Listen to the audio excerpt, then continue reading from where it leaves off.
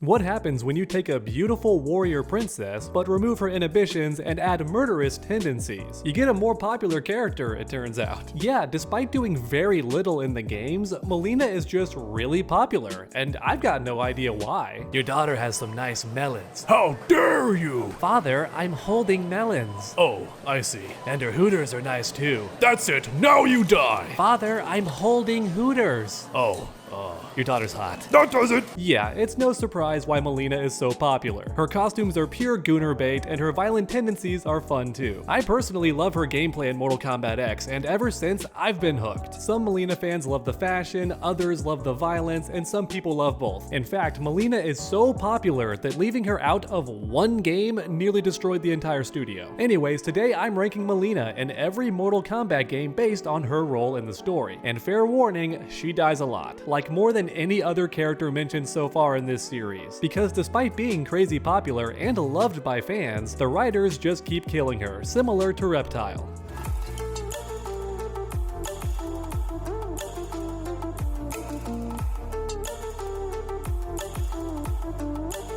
Alright, first up is Mortal Kombat 2, and Mileena gets introduced at the same time as Kitana. It's later revealed that Mileena is a clone of Kitana created to kill her if she ever betrays Shao Kahn. And once Kitana is dead, Mileena can just replace her because she looks identical. In other words, Outworld would never know that the princess was executed. And it turns out Shao Kahn was right because Kitana immediately starts fraternizing with Earthrealm and attempts to flee the Empire and eventually betray him later on. So Mileena gets activated, right? Her purpose in life finally happens and she loses and dies too. That's right, Mileena straight up gets killed in her debut game. You had one job, Mileena, one job, to kill Kitana, and not only did you fail, but you actually died. You did the opposite of your job. It's very unfortunate, you hate to see it, but for a fun fact, the games never specify why Mileena is spliced with Tarkatan DNA, so my guess is that Shao Kahn wanted a soldier that would kill without question, and Tarkatans are great for that. In the early games, they're actually demons who just love killing. Next up is Mortal Kombat 3. Mileena gets resurrected by Shinnok and is basically a spy who's ordered to observe the battle on Earthrealm, but not really do anything. Yeah, I'm not kidding. Mileena does almost nothing in Mortal Kombat 3. There's no mention of her fighting anybody of note or even fighting at all. She's just observing for Shinnok. And then once the battle is over, she's sent back to the Netherrealm along with Noob Saibot. She does pretty much nothing in this game, which to me sounds like the writers said, okay, so players want this character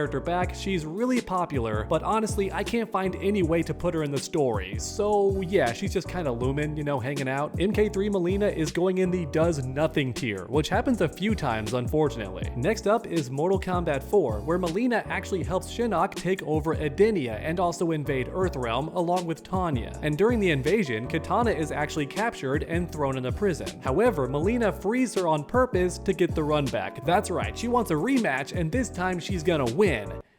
Except she doesn't. Mileena gets clapped again. Only this time Kitana keeps her alive in prison and hopes to rehabilitate her later on, which is very nice. I mean, keep in mind these two grew up together, right, since they were kids. So it's possible Kitana does have some feelings for Mileena and wants her to become a good person. So in Mortal Kombat 4, Mileena does some stuff, but nothing too major. Next up is Deception. After tons of good guys died in Deadly Alliance, Baraka is able to sneak into prison and free Mileena, because he's a real one like that. Baraka is ride or die for Mileena. After being freed, Mileena immediately impersonates Kitana, which was her original job, and she leads the Edenian army against Onaga. And during this process, she succeeds in capturing Shao Kahn's fortress as well. However, eventually Shao Kahn comes back to reclaim his throne because he was never actually dead. Instead, Quan Chi and Shang Tsung actually killed a clone of Shao Kahn. So now he's back and wants the throne. And the Edenian army tries to stop him and defend Kitana, not knowing who she actually is. And Mileena backstabs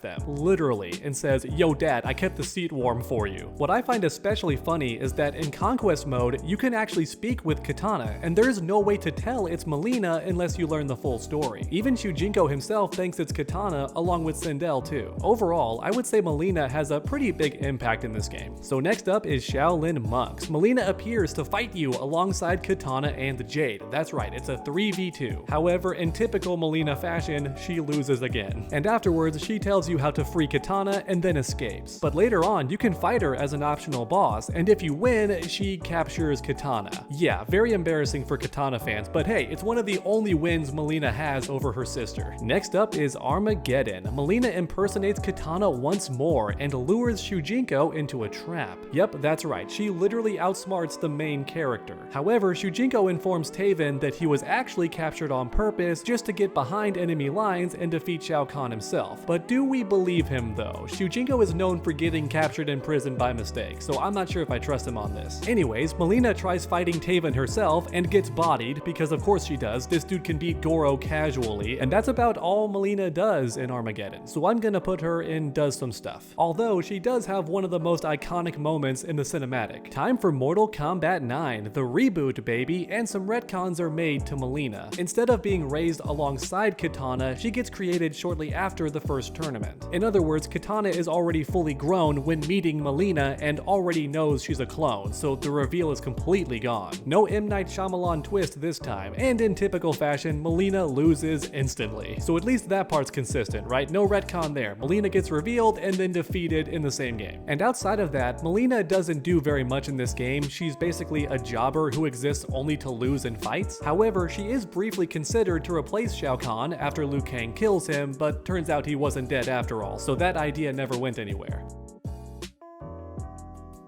Time for Mortal Kombat X, where Mileena is actually a main character this time. Yeah, big impact. I'm gonna spoil that right away. Mileena is actively ruling Outworld until Kotal leads a coup against her. With the help of Ermac, Reptile, and Devora, Mileena is usurped and arrested. However, Tanya frees her almost immediately, and later on they try to kill Kotal but fail miserably. Gee, I wonder why. Maybe not use Kano for this. Did you actually think that Kano, of all people, could kill Kotal? Come on. Mileena escapes capture and then disappears for most of the story until Devora and Cassie capture her in her own camp. Then right after, Mileena is executed in a kinda hot way. Yeah, so fun fact, Mileena randomly has lips in this game, and it's never explained why she has these lips. And some fans theorize it's only for this scene, the kiss of death. Yeah, in other words, developers gave Mileena lips just to have her die this way. And listen, I'm not sure if that's true, but it is funny, along with Mileena sleeping around in the comics. Yeah, that's right, she's confirmed to bang Reiko and possibly slept with Goro too, but that one's not confirmed. Time for Mortal Kombat 11, where Mileena does literally nothing in the story and likely isn't even canon. She was only brought back because people complained about her not being in the game, so she plays no role in the story. MK11 Mileena is going in the does nothing tier. So now finally it's time for Mortal Kombat 1, where once again Mileena is a main character similar to MKX. In Liu Kang's new era, Mileena is the eldest sister and set up to rule Edenia if Sindel dies. And also Mileena is fully human this time, however she caught the Tarkat virus, which every now and then turns her into a monster. The story itself never explains why, all we have are fan theories, the most likely of which is Shang Tsung infecting Mileena on purpose so that he could cure her and gain Sindel's favor. That's the most likely reason. Oh yeah, Mileena blinds Kenshi in this game too. Because Mileena does have Tarkat, she's not allowed to compete against Raiden in the tournament, and Katana has to take her place. And after that, Mileena does basically nothing until her own chapter, where she enters God mode and has the craziest plot armor I've ever seen. This woman defeats Dark Raiden with Shinnok's amulet and evil Sindel, who's clearly very strong because she dusts everybody else. And then after that, she defeats Ermac, which frees her father, and she learns what actually happened to him. It's a cute moment. Even though Katana fans hate this moment because it should have gone to her since she's the main character in most games and never got to speak with her dead father. Anyway, soon afterwards, Mileena helps defeat the undead army and prevents invasion. Oh, and the evil version of her dies on the pyramid, so I guess technically MK1 Mileena also goes in the dead tier. However, we're not done because there's a Chaos Reigns expansion where Mileena is actually ruling over Outworld, which is neat. However, she doesn't get to do anything because Titan Havoc shows up and the royal family retreats immediately. Katana and Mileena are just out of there in the blink of an eye and do nothing for the rest of the DLC. Oh, unless you count their clones who failed to capture Tanya, and I imagine Imagine Titan Havoc killed them immediately afterwards for failing that, which means 2 Mileenas are going in the dead tier for just 1 game. But even so, I'm still putting Mileena in big impact tier because if not for her, the good guys would have lost and the story mode would have ended right there. And real quick, overall, I like most of the changes to Mileena in Mortal Kombat 1. However, I hope in the sequel she gets to actually do stuff as Queen. And also, her Tarkat form is too basic. It just makes her feral, and I'd prefer a full personality change like Dr. Jackal and Mr. Hyde. That way you get both Mileenas, right? The default Mileena is the new personality, but Tarkat Mileena is classic Midway era Mileena, where she's sexy and evil and a temptress and rabid. That would be great. Thanks for watching, everyone, and I hope you enjoyed. If you did, please leave a like down below. It helps my channel out a ton. And then finish that combo by subscribing and ringing that bell so you never miss any future videos. Make sure to come back next time, and as always, stay underdogs.